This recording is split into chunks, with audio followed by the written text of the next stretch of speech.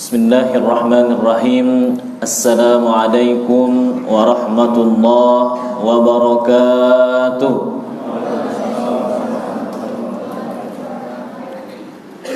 Alhamdulillahi tatimmus salihat, wassalatu wassalamu ala sayyidis sadat wa ala alihi wa sahbihi ahli tuqa wal karamat. Subhanaka la ilma lana innama 'allamtana innaka antal alimul hakim. Rabbi shrah li sadri wa yassir li amri wahlul 'uqdatam min lisani yafqahu qawli. Amin ya rabbal alamin.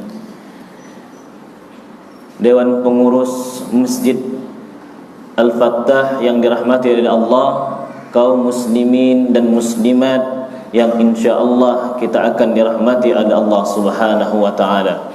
Amin ya rabbal alamin. Alhamdulillah, pada siang kali ini hamba-hamba Allah membuktikan nanti di depan Allah, Allah akan membanggakan hambanya di depan malaikat-malaikat. Alhamdulillah, saya lihat pada hari ini, siang kali ini. Kenapa demikian? Ketika Allah mau mengutus manusia menjadi khalifah, malaikat komplain, ataj'alu fiha may yufsidu fiha wa yasfikud dima. Mereka manusia kalau diciptakan bisanya kelahi aja ya Allah, mereka hanya bisa menumpahkan darah. Allah jawab, qala inni a'lamu ma la ta'lamun. Aku yang ciptakan, aku lebih tahu daripada kalian. Dan insyaallah pada siang kali ini kita akan dimuliakan di depan para malaikat-malaikat. Amin ya rabbal alamin. Salawat bering salam kita hadiahkan kepada junjungan kita Nabi besar kita Muhammad sallallahu alaihi wasallam dengan mengucapkan Allahumma salli ala sayyidina Muhammad wa ala ali sayyidina Muhammad. Bapak, Ibu yang dirahmati oleh Allah Subhanahu wa taala, sering kita dengar dengan kalimat Islam rahmatan lil alamin. Sering ya, sering dengar Islam agama rahmatan lil alamin, agama penyebar kasih dan sayang. Kita buktikan apakah Tuhan kita Allah Subhanahu wa ta'ala Maha pengasih dan penyayang kepada hambanya. Allah Maha kasih dan Maha penyayang, tak Pak?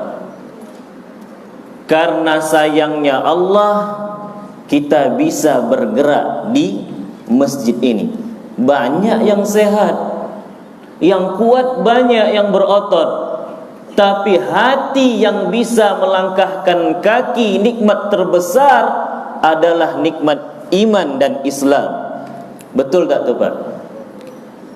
Allah tak panjang ayatnya. Menurut Imam Syafi'i, ayat ini adalah bagian daripada surat yang itu adalah Bismillahirrahmanirrahim. Imam Ibnu Hajar Asqalani Al-Hafiz, hafalannya 300.000 hadis. Amirul Muhaddisin, punya kitab syarah Sahih Bukhari namanya Fathul Bari, kira-kira 16 jilid. Imam An-Nawawi rahimahullahu ta'ala, dia kalau belajar Pak 2,5 tahun tidak pernah meletakkan punggungnya ke lantai atau benyandar. Itu Imam Nawawi yang mensyarahkan kitab Sahih Muslim. 2 kitab yang sangat terkenal ini, Sahih Bukhari dan Sahih Muslim. Apa tafsir daripada ayat Bismillahirrahmanirrahim? Ar-Rahman adalah kasih sayangnya Allah kepada umat Islam dan umat yang non-muslim. Ar-Rahman. Ar-Rahman, saya ulangi, adalah sayangnya Allah kepada orang Islam dan orang non-muslim di dunia. Ar-Rahim, sayangnya Allah kepada umat Islam yang akan diserahkan nantinya di hari kiamat. InsyaAllah kita akan mendapatkan kasih sayangnya Allah di dunia dan di akhir. Amin ya rabbal alamin. Bapak Ibu yang dirahmati oleh Allah Subhanahu wa taala. Kemudian di dalam salat kita tadi, kita juga mengulangi kata sayangnya Allah. Surat apa itu? Al-Fatihah ayat yang ketiga. Ar-Rahman Ar-Rahim. Kita ulangi lagi, Pak. Menunjukkan sayangnya Allah berlipat-lipat ganda. Kalaulah awak hitung, Pak ya, berapa kali awak bilang Allah Maha Pengasih, Maha Penyayang? Satu rakaat Ar-Rahman Ar-Rahim, Ar-Rahman Ar-Rahim, satu rakaat ada 4 kali. Kalaulah kita hitung salat wajib saja, kita menyebutkan sayangnya Allah kepada hambanya 68 kali.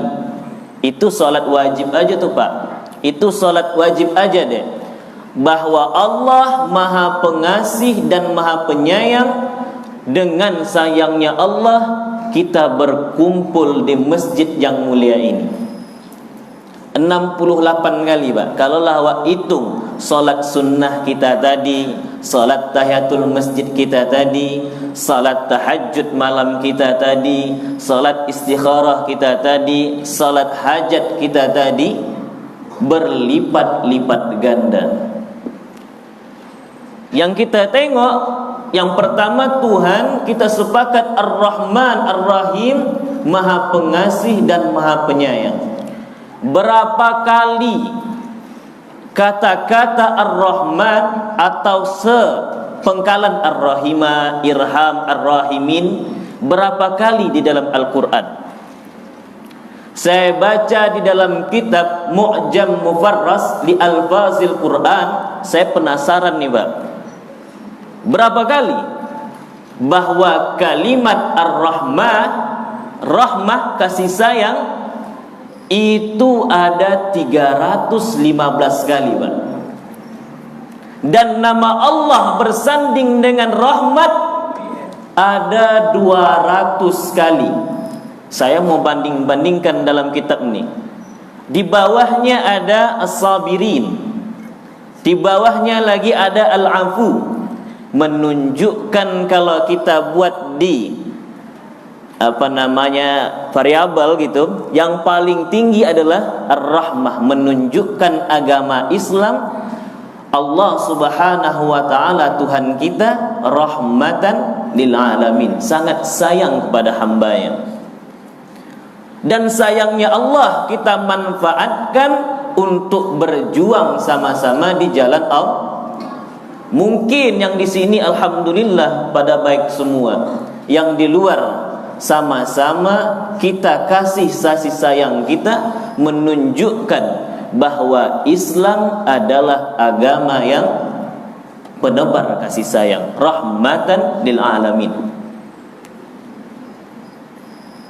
Kata Imam Syafi'i, kalau surat Al-Fatihah atau jumhur ulama, Imam Syafi'i, Imam Maliki, Imam Ahmad bin Hanbal, tidak sah salat kita kalau tidak membaca surat Al-Fatihah. Abu Hanifah berbeda. Yang pertama, dalil daripada jumhur ulama, la salata liman lam yaqra bi Fatihatil kitab. Tidak sah salat seseorang kalau dia tidak membaca surat Al-Fatihah di dalam salatnya. Abu Hanifah berdalil faqra'u ma tayassara minal Qur'an. La salata itu artinya tidak sempurna, kata Abu Hanifah. Tapi kalau jumhur ulama tidak sah. Makanya kita mazhab Syafi'i di Indonesia ini memakai kalau tak baca Al-Fatihah tidak sah.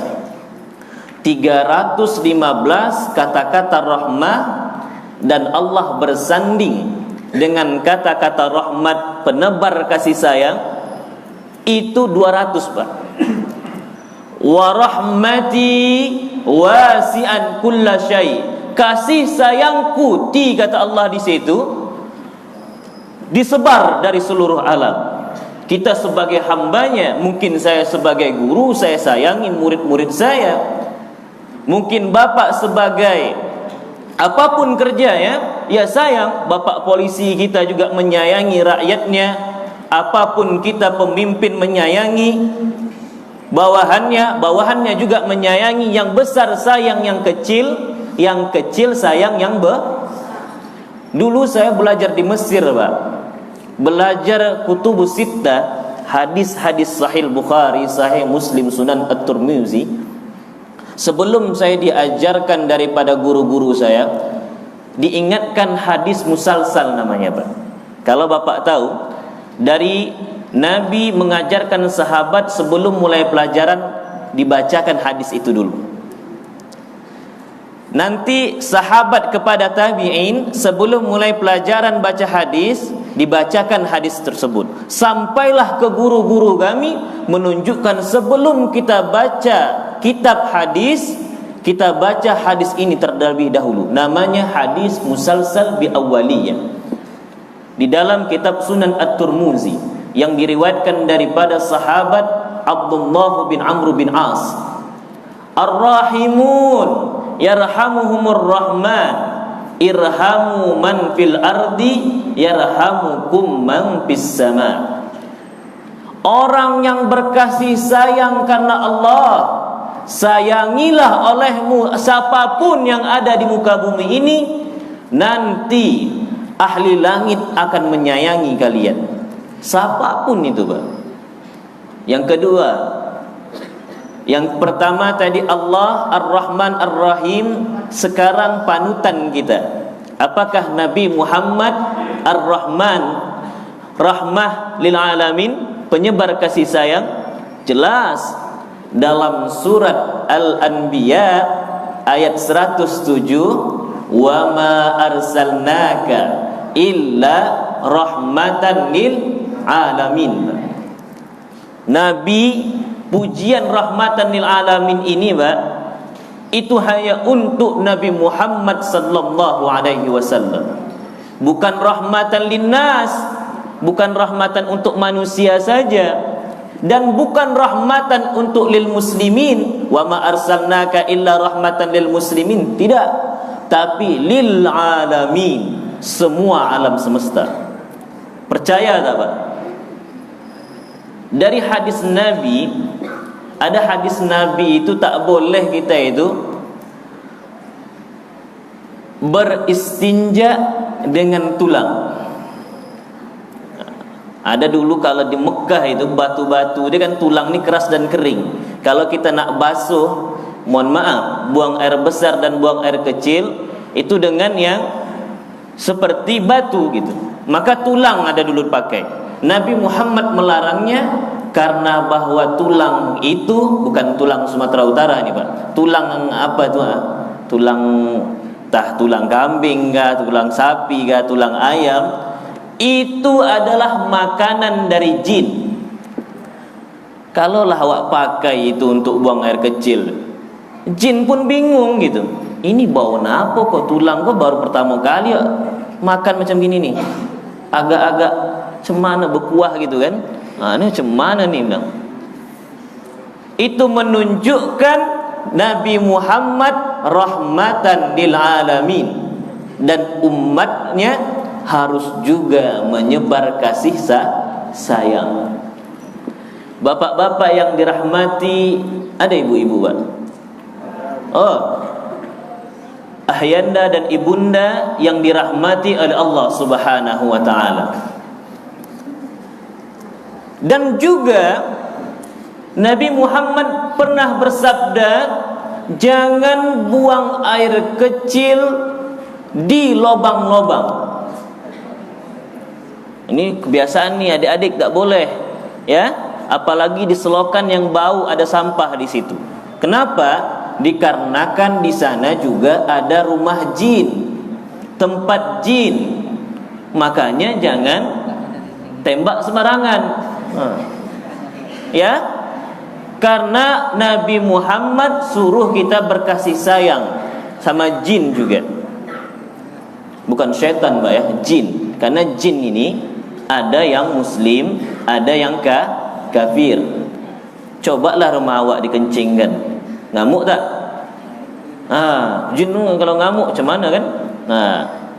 Makanya jangan sembarangan sama buang air kecil di lubang-lubang atau selokan-selokan yang ada bau. Gitu. Terus ini kepada jin. Kepada binatang pun Nabi Muhammad suruh kita berkasih sayang.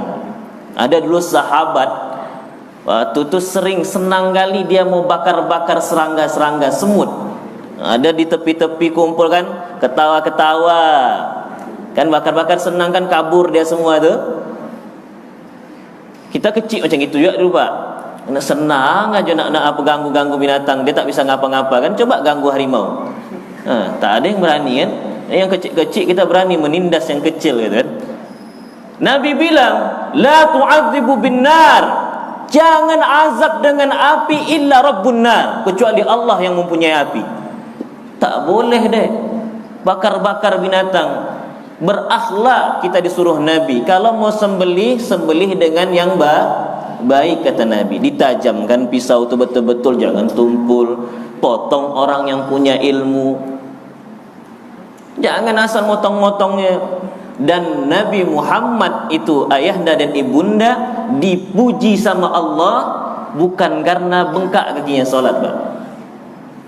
Nabi Muhammad itu solat bengkak kakinya.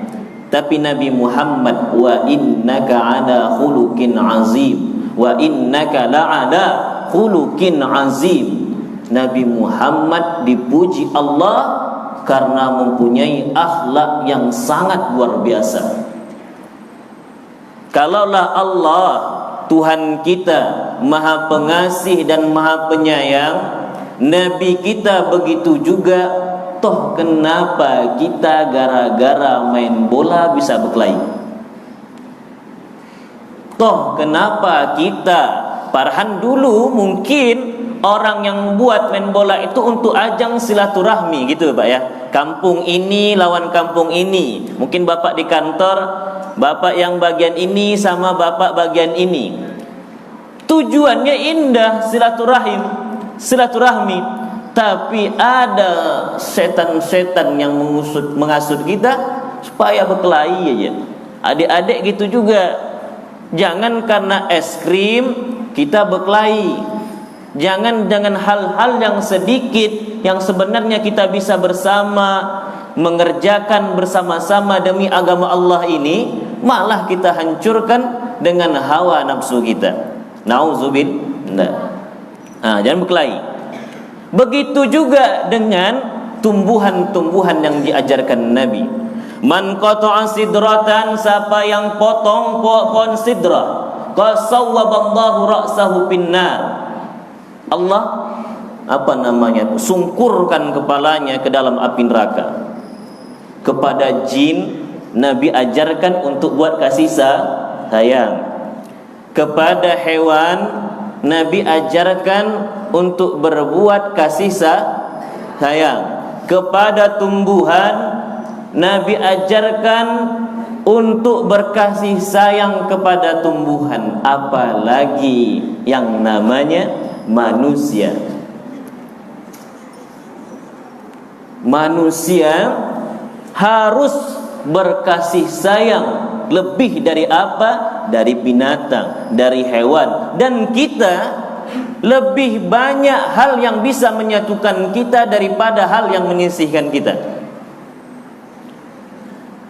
Dalam surat An-Nisa, wa'budullaha wa la tusyriku bihi syai'a wa bil walidaini ihsana wal yatama wal masakin wa dzaril qurba wal jaril junubi.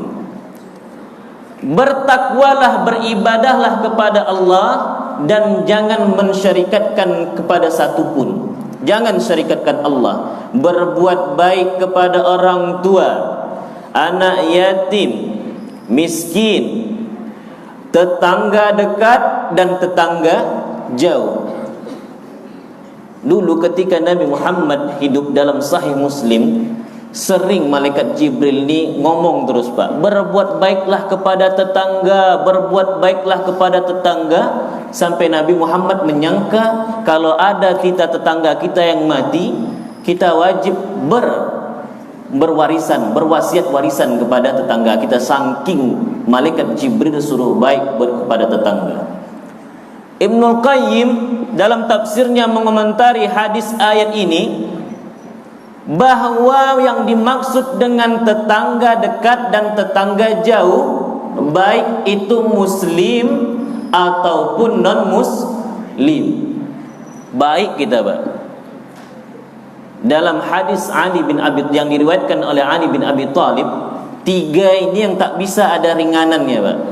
Yang pertama, berbuat baik kepada orang tua, baik orang tua itu musliman kana am kafiran. Orang tua itu tak ada keringanan lagi. Baik, na'udzubillah kalau orang tua kita kafir. Tapi biarpun kafir, Nabi Muhammad suruh buat baik. Tanya, dah makan mak? Dah makan ya? Ditanya. Awak dulu kan Pak, waktu kecil-kecil ni kan, apalagi saya dulu Mesir, balik pun tak tahu, tak setahun, tak 2 tahun, 3 tahun. Baru balik kemarin kan, 4 tahun selesai baru balik. Nak makan apa nak bilang. Dan barulah saya teringat ketika saya pesantren pun, orang tua menanyakan nak makan apa. Awak pernah tak sekali menanyakan mak nak makan apa hari itu? Ini untuk adik-adik, alhamdulillah ada adik-adik. Kalau yang tua-tua ni kan tak ada, tanda lagi. Ya Pak ya, kalau cucu-cucu. Tapi kita ingatkan adik-adik. Nanti kalau kalian sukses, tanya mama mau makan apa, ayah mau makan apa. Karena kita kalau pulang sekolah kan ditanya, buku adik mana? Dah buat PR, dah makan. Apakah kita tak pernah menanyakan itu pada orang tua kita? Sekarang Pak, banyak yang menganggapan orang tua itu kayak dulu aja kuatnya. Artinya waktu kita kecil tu kan orang tua hebat. Macam itu dah. Padahal di dalam Al-Quran, ba'dal quwwati dha'f, setelahnya kuat, Allah akan jadikan orang tua itu seperti anak-anak lagi. Makanya adalah, kalau tengok dulu kan makan kan, lah ada sendok situ, sendok nasi, dipakai sendok lauk kan. Kan itu cobaan untuk kita, Pak. Cobaan untuk selalu berbakti kepada orang tua. Tapi ingat, kalau orang tua kafir menyuruh maksiat, itu tidak boleh ditaati, tapi diberitahu dengan perkataan yang baik. Misalnya suruh beli khinzir, Pak. Khinzir tahu Pak? Mak lah makan mak. Oh lunlai bilang. Aduh khinzir. Khinzir tu babi, Pak. Masa awak boleh ya babi? Babi gulai misalnya kan? Tak mungkin, Pak. Dan tak boleh. Kalau dah suruh kemaksiatan, fala tuti'huma, jangan taati, tapi beritahu dengan kalam yang baik. Yang ada ayamnya mak dah ada dah. Kamu kalau yang itu nak mau beli dah. Tapi kalau ayam, ikan, apa pun yang mak beli, hadiah, kamu belikan insya-Allah. Itu cara Yang kedua kata Nabi Muhammad, wajib awak itu Pak menunaikan janji, baik dia itu muslim ataupun kafir. Misalnya lah Pak, awak nampak di jalan, ketika itu orang susah waktu itu, awak nampak di jalan kan, apakah awak harus menanyakan agama dia? Tak perlu Pak. Kalaulah bapak bilang, Pak sehat-sehat, bilang, Iko ada sepeda ambo, jangan berjalan kaki le Pak, bilang, kalaulah mau insya-Allah besok ambo kasih. Besok bapak harus kasih, baik dia muslim ataupun tidak muslim. Karena kalau dah janji, harus kita tunaikan, kata Nabi Muhammad sallallahu alaihi wasallam. Yang ketiga, menunaikan amanah, kata Nabi, baik dia itu muslim ataupun kafir. Kalau dah mungkin bapak dipilih sebagai presiden atau apapun, harus bapak tengok warga bapak atau masyarakat, baik dia itu muslim ataupun kafir.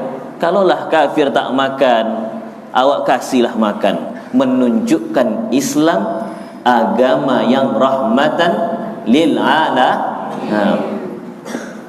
Kemudian dari hadis Nabi Muhammad sallallahu alaihi wasallam, jarrat bina janazatun. Waktu Nabi bersama sahabat duduk mungkin di majlis-majlis Nabi, lewat jenazah, Pak. Nabi Muhammad berdiri. Ya Rasulullah, kenapa berdiri? Itu jenazah orang Yahudi. Apa kata Nabi, Pak? Alaysat nafsan? Apakah itu bukan manusia juga? Sampai dalam riwayat itu terus berlalunya jenazah jauh, baru Nabi Muhammad sallallahu alaihi wasallam duduk. Orang Yahudi itu teking dulu, Pak. Sampai sekarang pun teking nampaknya. Teking itu apa bahasa kita? Bingal. Bingal bahasa Melayu kan? Bahasa Mada. Nah. Tapi Nabi Muhammad, daripada hadis Anas bin Malik, Bapak harus tahu, Anas bin Malik itu pembantunya Nabi, sahabat pembantunya 10 tahun. Dari Anas bin Malik juga ada pembantu Rasulullah yang orang Yahudi juga, Pak. Kan Rasulullah orang Yahudi jahat gitu. Tapi ketika orang Yahudi, si gulam anak kecil ini sakit, Nabi Muhammad suruh masuklah ke Islam. Kalaulah anak kecil atau anak remaja, pasti yang ditengoknya ayahnya. Nanti ayahku marah, nanti ayahku diazabnya, aku dipukulnya aku. Dan ayahnya mengatakan, masuklah ke Islam. Ketika sudah mengucapkan 2 kalimat syahadat, Nabi Muhammad bersabda bahwa hamba ini, gulam ini, diampuni dosanya oleh Allah Subhanahu wa taala. Dan banyak hadis-hadis lagi yang menunjukkan bahwa Nabi itu sangat rahmatan lil alamin. Allah kalau punya namanya Asmaul Husna, jadi Ar-Rahman Ar-Rahim, itu wajib tahallukum bihi. Artinya, Pak, kalau dalam kitab itu wajib kita itu berakhlak seperti mana yang nama Allah. Kemudian Nabi kita pastilah yang diajarkannya untuk umat-umatnya, berkasih sayang indah pada waktunya. Kemudian setelah Allah Maha Kasih Maha Penyayang, Nabi Muhammad Maha Kasih Maha Penyayang, kemudian kenapa kalau kami ada cerita sedikit, Pak. Kami di dulu Mesir ada namanya musim dingin, musim panas, musim apalah namanya. Pokoknya paling ingat tuh musim panas. Mufti kalau bahasa Majelis Ulama ya, Majelis Ulama Mesir atau Darul Ifta Al-Masriyah membuat setiap orang wajib di depan rumahnya taruh air 1 ember karena musim panas. Karena kenapa? Karena ada hewan-hewan yang tak tahu cari air kemana kalau di padang pasir macam gitu Mesir, Pak. Makanya ditaruhlah air. Biarpun itu yang minum kucing, burung, anjing, kita kasih, tapi itu khusus bejananya untuk binatangnya, campur-campur untuk makan awak. Harus disamak dulu kan gitu. Ini kasih pula yang bagus pula kan, Pak. Yang perak awak buat kan, taruh untuk tak usahlah. Yang biasa aja. Atau kalau kita di sini tempurung kelapa itu ditaruh di depan rumah supaya kalau ada kucing lewat yang pengen minum, kasih minum, silakan. Menunjukkan bahwa Islam agama yang rahmatan lil alamin. Kemudian Bapak Ibu yang dirahmati oleh Allah dan pejuang-pejuang Islam, insyaallah ya Dek ya. Amin ya rabbal alamin. Allah Ar-Rahman Ar-Rahim, Nabi Muhammad wa ma arsalnaka illa rahmatan lil alamin. Kemudian pedoman kita, apakah Al-Quran rahmatan lil alamin? Rahmatan, Mbak. Rahmatan lil alamin. Wa nunazzilu minal Qur'ani ma huwa shifaa'u wa rahmah. Al-Qur'an, Mbak. Al-Quran Allah turunkan untuk menjadi obat dan menjadi rahmat kasih sayang. Allah, Nabi Muhammad, Al-Quran menunjukkan bahwa komponen dalam Islam yang paling tinggi ini sangat sayang kepada penyebar kasih sayang. Kata Imam Hasan Al-Basri, Al-Quran ini seperti magnet, Pak. Ketika kalau kita mau ngomong sama Allah, kita baca Al-Quran. Tapi kalau mau mendengar Allah ngomong kepada diri kita, kita dengarkan Al-Quran. La'allakum idza quri'al Quran fa'ansitu la'allakum turhamun. Fastami'u lahu wa ansitu la'allakum turhamun. Diam, dengarkan, Allah turunkan rahmat pada kita. Bayangkan, Pak, banyak hadis lagi. Kemudian hadis Abi Hurairah radhiyallahu anhu, ma ijtama'a qaumun fi baitin min buyutillah, tidak berkumpul seorang kaum daripada di masjid, daripada rumah-rumah Allah yang di dalamnya yasnuna kitab Allah, membaca ayat-ayat Allah. Kita baca Rahman, Al-Fatihah kita baca, surah Al-Anbiya 107 kita baca, surah Al-Qalam kita baca, membaca kitab Allah, mengkaji, wa yatadarasunahu, dan mempelajari Al-Quran dan hadis Allah, hadis Nabi Muhammad sallallahu alaihi wasallam. Allah akan turunkan sakinah ke dalam hati awak ni, Pak. Biarpun lu makan siang lagi kan, tapi Allah turunkan ketenangan di dalam hati. Kemudian rahmat Allah naum, dan kemudian malaikat-malaikat berada dalam pengajian yang di dalamnya membahas kitab Allah dan sunnah An-Nabawiyah Asy-Syarif. Menunjukkan, Pak, Bu, Allah Ar-Rahman Ar-Rahim, Nabi Muhammad, wa ma arsalnaka illa rahmatan lil alamin. Al-Quran, wa nunazzilu minal Qur'ani ma huwa shifaa'u wa rahmah.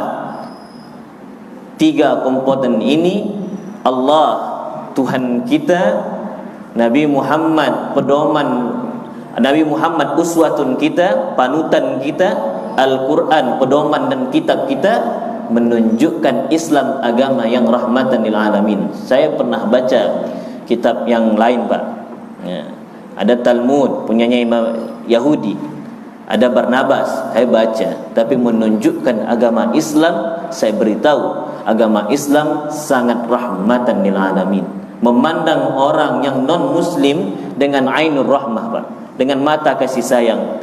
Jangan dicetar, tembak sembarangan, bom. Belum tentu tahun besok atau kapanpun dia Allah turunkan rahmat jadi masuk Islam, dan dia lebih dulu masuk surga daripada kita. Ketika orang mu'allaf langsung dihilangkan dosanya, dan ketika beramal berlipat ganda amalannya. Bayangkan, Pak, kalaulah kita tak ada rahmah, kita bunuh dia masuk neraka. Makanya kita pun harus memandang dia dengan rahmat, sehingga kita sama-sama membangun agama Allah dengan rahmat.